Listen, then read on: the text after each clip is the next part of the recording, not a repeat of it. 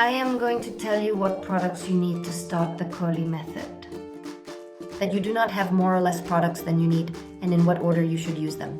To start the process, it is crucial to select a sulfate-containing shampoo that does not include silicones.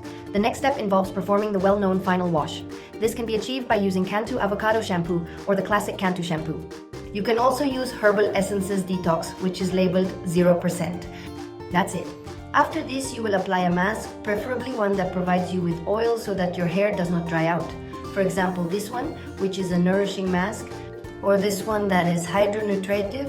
With this one, I started the method, by the way. Another option is to choose a product that contains avocado, coconut oil, or argan oil. Specifically, one with oils is preferred. For your usual routine, I mean every other day, it doesn't matter if you need to wash your hair every day, that's fine. You will find a shampoo, which we also call low poo, that doesn't have sulfates, that has mild, gentle cleansers. I really like this one.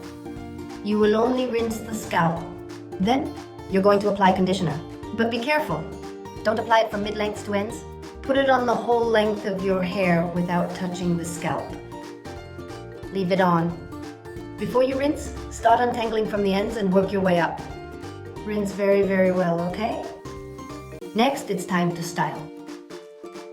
And since we're in the curly method, you're going to look for a cream that doesn't have silicones, that doesn't say dimethicone, amodimethicone, dimethiconol, that has no waxes such as beeswax, that does not contain alcohol secretive, it only says alcohol. And for example, I really like the Curl Activator. This one is very good to start with because it has everything. Moisturizing, nutrition, protein. I also started with this one. You are going to use a little bit. How little is little?